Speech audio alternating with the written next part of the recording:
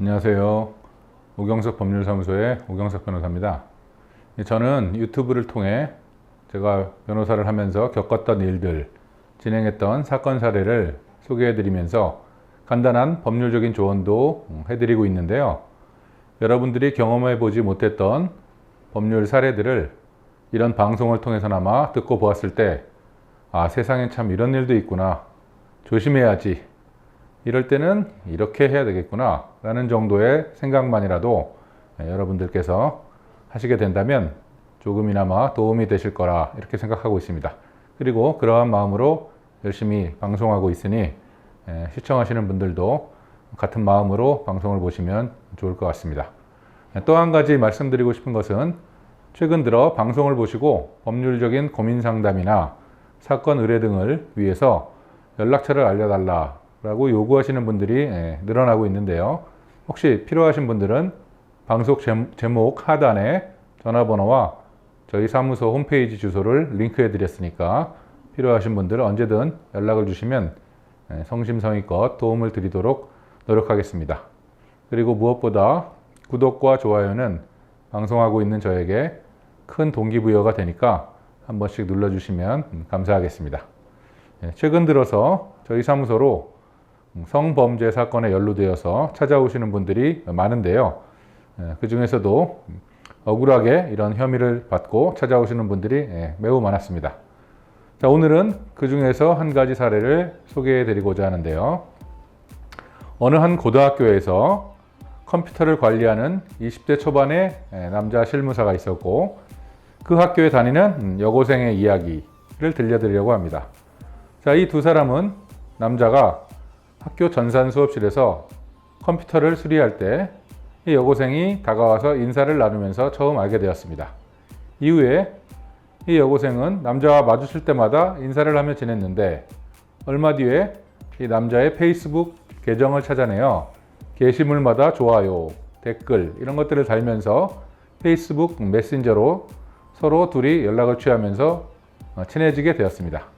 그러다가 남자는 학교와의 계약직이었기 때문에 계약 종료로 학교의 이제 실무사 일을 그만두게 되었고, 남자가 무직 상태로 이제 있게 된 지 3달에서 4달 정도 지난 후에 이 여자가 남자에게 밥을 사줘야 되지 않느냐라고 말을 걸기 시작했고, 이에 남자는 뭐 먹고 싶냐라고 물었고, 여자는 집밥을 먹고 싶다고 대답을 했습니다. 그래서 결국은 두 사람은 함께 이 남자의 집에 가게 되었는데, 여자가 남자의 방에 들어가 앉자마자 학교 가고 싶지 않다, 배가 아프다 등의 이런 핑계 등을 대다가 관계를 맺은 지 1달이 넘어서 성관계를 하고 싶다 라고 남자에게 말했고, 이에 남자가 그럼 나랑 해라 라고 했더니 여자가 그럼 나를 덮쳐줘라, 나는 덮쳐지는 게 좋다 라는 식의 이야기를 주고받으면서 결국 합의하에 둘은 성관계를 하였습니다.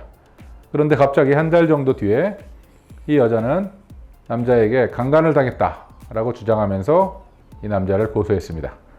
이 남자는 돌연 강간범이 될 위기에 빠져 있고, 그것도 학생이었기 때문에 아청법 또는 아청법 내에 속하는 위력에 의한 간음죄 위반 이런 법이 적용되어 굉장히 센 중형을 받을 수 있는 위기에 처해 있는 상황이었습니다. 자, 이 남자는 어떻게 되었을까요?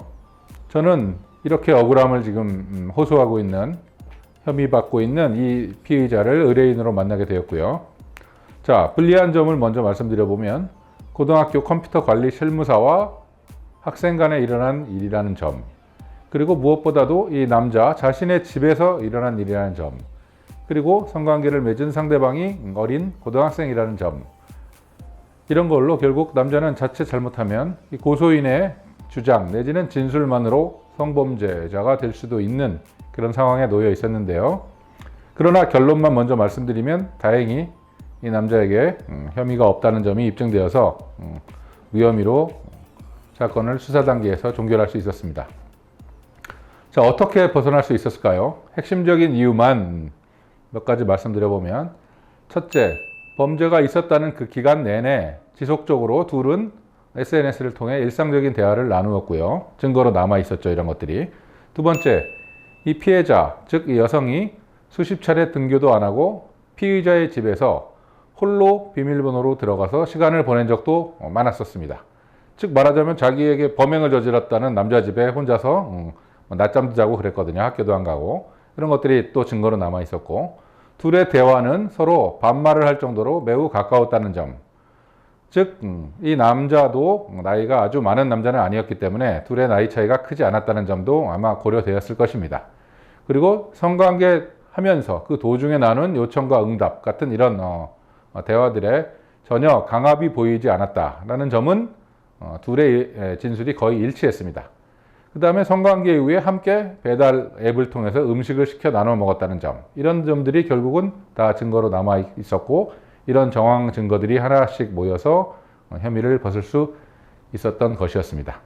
자, 오늘 준비한 영상은 여기까지입니다. 정보가 유익하셨다면 구독과 좋아요 눌러주시면 감사하겠습니다. 감사합니다.